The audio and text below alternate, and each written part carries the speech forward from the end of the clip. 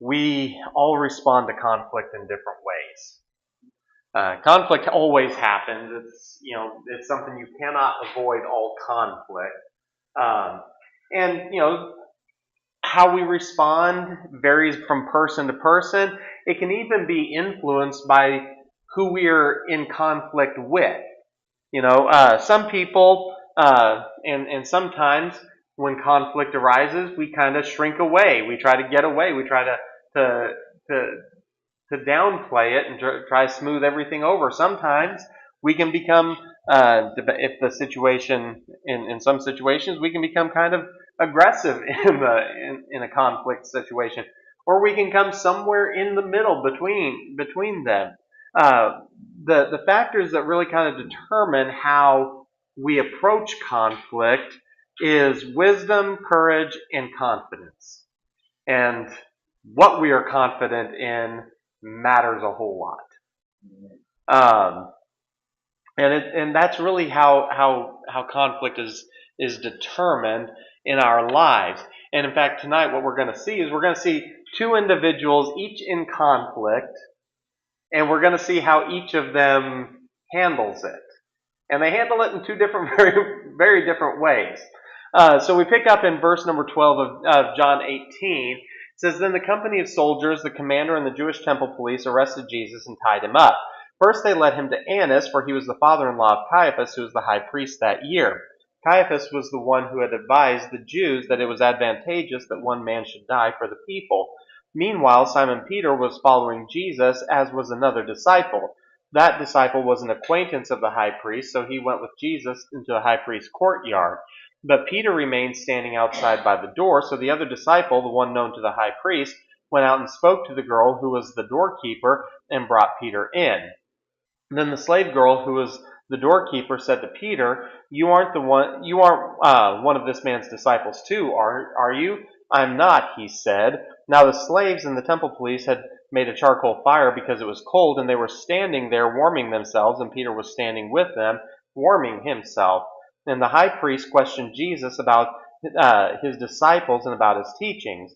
"I have spoken openly to the world," Jesus answered him. "I have always taught in the synagogue and in the temple complex where all the Jews congregate, and I haven't spoken anything in secret.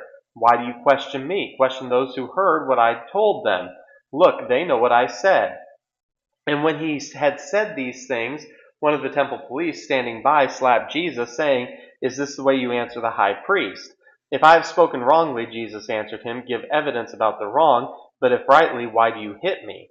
Then Annas sent him bound to Caiaphas the high priest. So, Jesus had demonstrated his authority previously over the soldiers and the police. He had spoken, and they had fallen back. They literally fell down before him. He had ordered them, of course, not to touch, not to do anything to the apostles. They had no choice but to obey.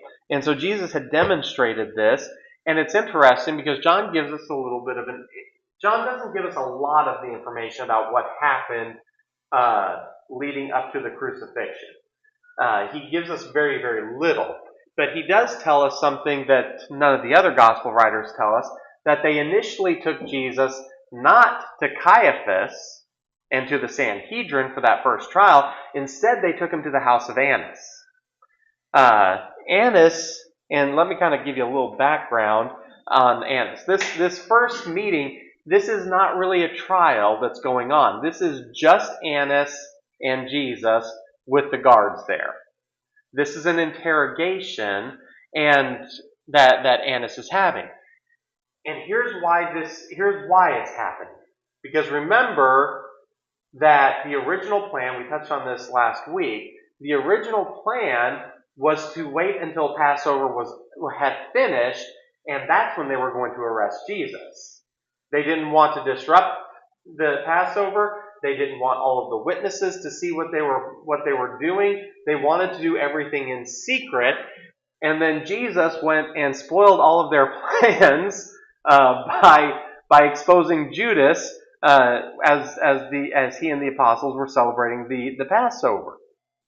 And so Judas had gone back basically and said, hey, we got to move because Jesus knows what's going on. Jesus knows what's up. He found out.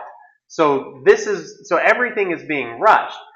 That means that they're kind of scrambling to put together a trial. The Sanhedrin, Caiaphas and the Sanhedrin had not planned to meet that night. Now they're having to get everyone together for it. They don't have all of they haven't assembled all of their witnesses, even though those witnesses are false witnesses, to testify against Jesus. They're having to do all of this stuff on the fly. So here Jesus comes before Annas. Now, let me talk a little bit about Annas, because it is important to understand who Annas is. Annas had served as the high priest previously. And in fact, after Caiaphas, he would be serving as the high priest again. We see this in the book of Acts. When you get to Acts chapter 4, when Peter and John are brought before the Sanhedrin, Annas is again the high priest at that point in time. And Annas and his family, they had basically gotten a grasp on the office of high priest. Annas, like I said, he had been the high priest before. Caiaphas was Annas' son-in-law. He was the current high priest at this time. Annas had 5 sons, each of which had also served as the high priest. You see how this is working? And understand something. The Jewish people did not have any political authority or power in Judea or Galilee at the time. They were subject to the Roman Empire.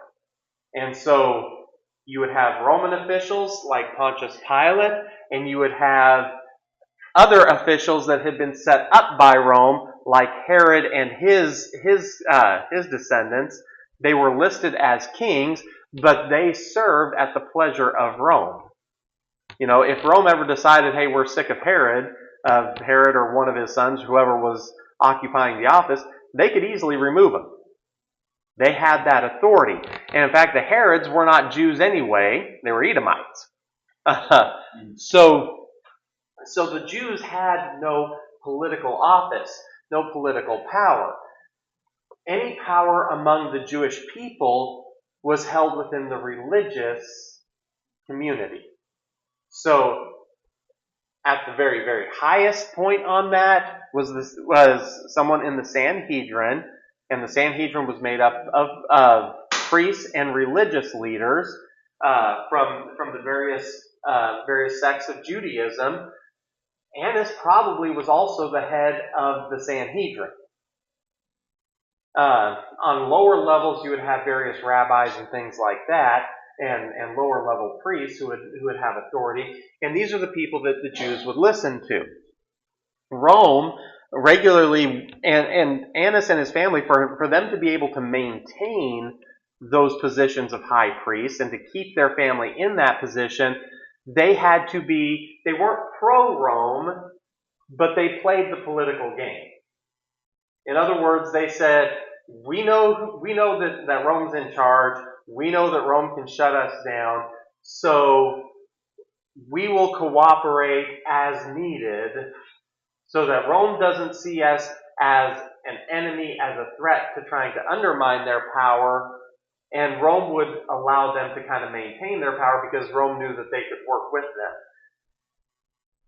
But, it's kind of like in politics today. You'll have that person who's some individuals who are willing to, what is the phrase that's used, cross the aisle, because they see that as beneficial to them and maintaining their position. Because, hey, look, I can get things done, or I can work with the other side. And you see this from both sides of the aisle, from both sides of politics. Annas and his family, they were very, very good at playing the political game. And that's how they maintain power. Because if they went too much against Rome, then guess what? They're gone. Rome's not going to let them stay. If they go too favorably towards Rome, the Jewish people who don't like being under Roman control, they're going to revolt against them. So they're very good at walking that line and playing that line. And so they bring Jesus into Annas first. And again, this is more of an interrogation. And Annas asks Jesus about his teachings and about his followers. And the reason why is probably he's wanting Jesus to say something incriminating about himself, first and foremost. This is why he's asking about his teachings. If he can get Jesus to slip up and say something incriminating about himself, when they go to when they go to Caiaphas and the rest of the Sanhedrin for that first trial, Annas can come in there and say, hey, I was talking to Jesus and he said this. And of course, he's the high priest, so everyone's going to believe him. He has that weighted authority because of his office and because of his background. The reason he's asking about the followers of Jesus is he probably wants Jesus to name names. And there's probably a couple of reasons why. Number one, if he can get the identity of some of Jesus' followers, maybe he can threaten those followers, and those followers will do like Judas and turn on Jesus. Or he can threaten to go after the followers and maybe get Jesus to become a little bit more compliant. This is what Annas is after. This is all a big manipulation. He's trying to undermine, he's trying to leverage everything here. But Jesus' response to him is very simple. He says, as far as my teachings go, I've been very open. Jesus had never been secretive about his teachings. And he points out that he had specifically taught in synagogues and in the temple. It's not like anything that Jesus said was a big secret. It wasn't like like he was keeping, working behind closed doors. Anyone who wanted to hear Jesus was more than welcome to show up and listen to what he had to say. Jesus regularly spoke in public, in outdoor areas. As far as his teachings go, there was nothing secret about anything that Jesus said. He was very open. So why is it, Caiaphas, that you're so concerned with what I'm teaching when it's been right there for the last several years? I've been wide open and direct with it. As for the followers, well, we know that there were literally thousands of people who had listened to Jesus. Surely you can find someone who's listened to me, who's listened to my teaching, who can come in and tell you what they heard. And Jesus directly points this out. He identifies the nature that Caiaphas, he's kind of telling Caiaphas without directly telling Caiaphas, I know what you're doing. I know what you're looking for. You're on a fishing expedition. And it's your fishing expedition doesn't work because I'm very public and open. If you don't have any secrets, then no one has secrets to use against you. And so, and Jesus didn't have any. He was very direct, very open about everything.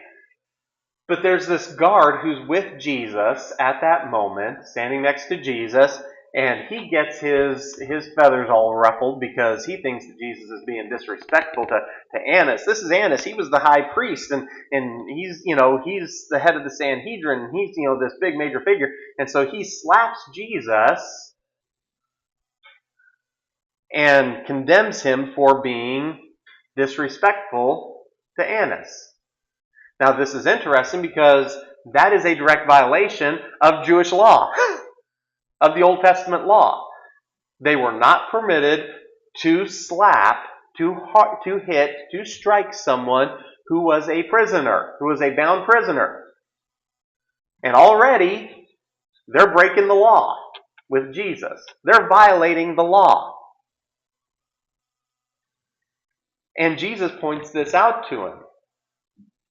And he says, listen, he says, You have evidence that I have done anything wrong, that I've done anything worthy of punishment, because there were certain punishments by the Old Testament law that would get a flogging, not a slap, but a flogging. But Jesus basically calls them out. You have the responsibility, because again, Jewish law, presumption of innocence. That's where, by the way, we get it from, is from the Old Testament law. This idea that a person must be proved to be guilty. They must otherwise be assumed innocence until the evidence is brought forth. And Jesus here, he's calling on, hey, here's what the law says.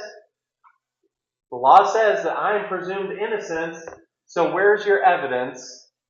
Bring it on. I know when we talk about the trials of Jesus, that Jesus largely remained silent during the trials. We're not into the trial yet. And Jesus is already pointing out the nature of what they are doing. And again, John doesn't tell it. John's going to skip right to the end from here when it comes to the trials of Jesus. He's going to skip right to the end of it with Pilate. But the Jewish trials were completely illegal according to the Old Testament law. Everything about them were illegal. And Jesus is starting off, and he's showing Annas right from the outset. Annas, the high priest, he better know the law. And Jesus is showing him already, you are already in violation of the law. You are already breaking the law. You are already sinning. You are already in the position of one who should be condemned. And he's demonstrating that right from the outset. Now, it's interesting because John tells us that Jesus goes before Annas, and then essentially Annas realizes, I'm not going to get anything here. This is not going to work. So let's go on ahead and go. Hopefully Caiaphas has been able to get everything organized so that they can hold the trial there and find condemnation against Jesus there. So they bundle up and go to send Jesus over to Caiaphas. Now it's interesting. John points out, and he referenced it earlier in the book of John as well, that Caiaphas, who was the current high priest, again the son-in-law of Annas, he had previously already condemned Jesus, which again, according to Jewish law, meant that he should not be officiating a trial over Jesus. A trial should be officiated by an impartial judge. Caiaphas wasn't. Caiaphas had already said, we should kill him for the good of the Jewish. Yeah. So Caiaphas was, the whole idea of Caiaphas presiding over a trial of Jesus was in and of itself a violation of the Jewish law. And of course there are many, many others. The fact that it was held in secret, the fact that it was held at night, the fact that it was held in a private home and not in public. All of these things, the whole thing was a complete violation of the Jewish law, and none of them cared. It's interesting that they are allegedly upset that Jesus blasphemed, and yet everything they're doing is a violation of the law. Every last bit of it violates the law that God had given to Moses. And so he bundles off Jesus to Caiaphas. And again, John doesn't tell us about that. That trial is recorded in the other Gospels, as are the first trial with Pilate and the trial with Herod. John's not going to come back until the last trial to deal with Jesus. But right here we also have the issue with Peter. And we're not going to look at all three of the denials of Peter tonight, just this first one. But when Jesus was arrested, we are told that the disciples scattered. that those who had come with Jesus, they scattered. And of course, the ones that were with Jesus were the apostles. And Peter follows. He follows at a distance. And there's another apostle with him that also follows. And they follow at a distance from the police and the soldiers. Now, the other disciple, we are not told in Scripture who it is. Most commentators hold that it is John, and they cite the fact that John generally refers to himself in the third person when he refers to himself in the Gospel of John. And it would seem in some ways very likely. There are some disputes about that, that John may not have been the one, and there are reasons why. Honestly, to be perfectly honest, most think it's John. There are some legitimate reasons why it may not have been John, but the fact is we're not actually told. Other than there was another disciple with Peter who had some sort of an association with Caiaphas. Had probably met Caiaphas on occasion. It may have been an association through this disciple's family that he knew him. Somehow he was known to the household of Caiaphas. And so they arrest Jesus, and Peter and this other disciple, they follow, but they're following at a distance. They're not following very close. And this matters. Because apparently, remember, there's a huge group that came to arrest Jesus. You had members of the temple guard who were there. You had members of the cohort of the Roman army that had been assigned to protect the temple that were there. You had various other servants who had been present and witnesses. Of course, Judas was there. It was not just a couple guys that showed up. It was a large group that showed up to arrest Jesus. And apparently, after Jesus allowed them to arrest him and they started back, the group separated. Part of the group went to Annas' house, part of the group went to Caiaphas. Because Jesus was going first to be interrogated by Annas, Caiaphas had to get everything ready, had to be told, hey, Jesus is going to be coming pretty soon. You need to get everything set up. He's been arrested. And so when they separated, Peter and this other disciple followed the group that went to Caiaphas' house. And so when Peter denies Jesus, he's not at Annas' house.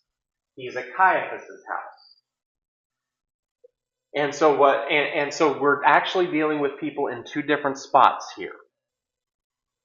And so Peter and this other disciple, they arrive at Caiaphas' house.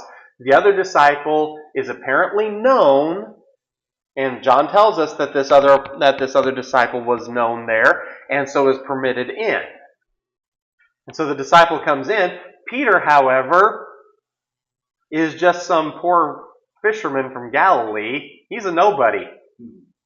They don't just let anyone come into the grounds, into the compound of the high priest. This is not a place for tourists. This is not a place for looky-loos. We're not letting you in here. And so the other disciple goes in, and he realizes that they stopped Peter. He comes back out, speaks to him, says, hey, he's okay. He's here with me. They get Peter in. And here's this little slave girl, this little servant girl. And whether she knew that the other individual was a disciple of Jesus, or whether she just kind of thought, hey, this guy's from Galilee. Both of these guys have a Galilean accent. They kind of both sound like hicks from Galilee. I just wonder, hey, aren't you one of Jesus' disciples? She reaches this conclusion that Peter must be one of them.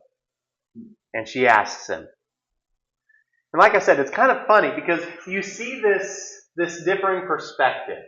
Jesus, before Annas, is completely fearless, completely under control. He's not being aggressive, but he's being honest. And he's being direct. And he is confident because he knows he is doing what is right. He knows that he is following the plan and the will of the Father. And he knows exactly what's going to happen. He has every reason to be confident. Peter, and I like to phrase it in this way, this servant girl was probably somewhere in the age, probably 13ish. Peter gets intimidated by a 13-year-old girl.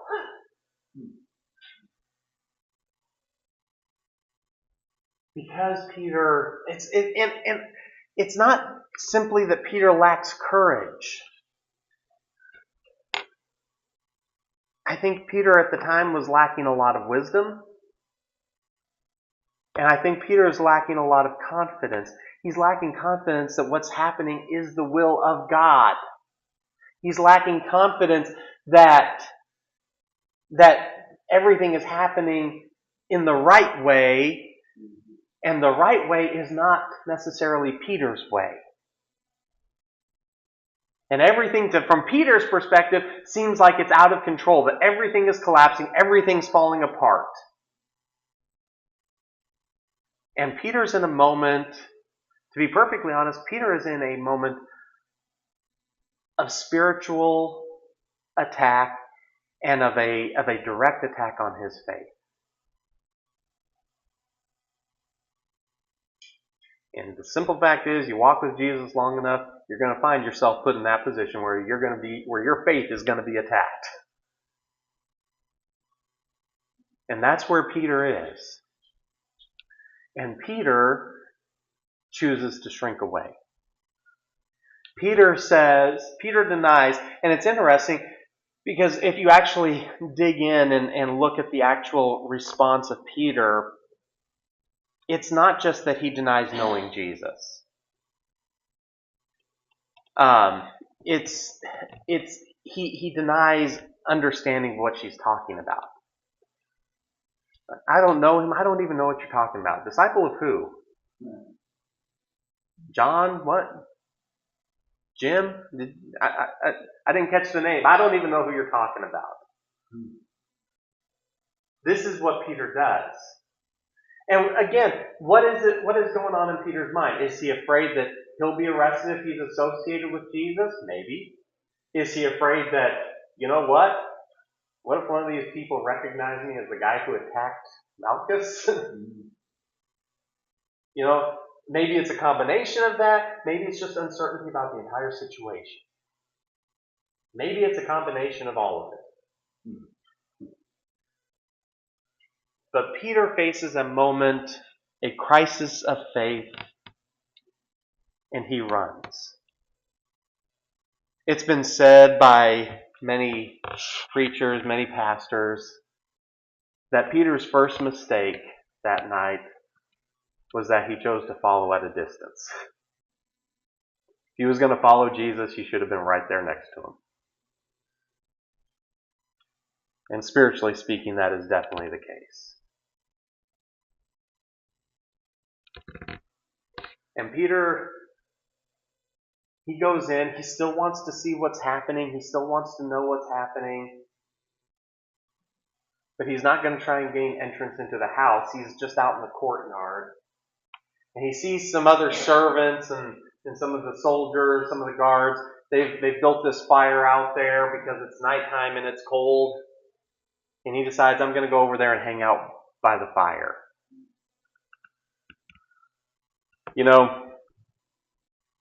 Psalm 1, the very first psalm, David writes, Blessed is the man that walketh not in the counsel of the ungodly, nor standeth in the way of sinners, nor sitteth in the seat of the scornful. You see what Peter's doing that night? He walks, he stands, and he sits in the very places he shouldn't. That was Peter's problem. Peter got close to those that he shouldn't have been close to, and he wasn't close to the one that he needed to be close to. And we'll deal with the rest of Peter's denials in the next session. But we're going to go on ahead and stop there tonight.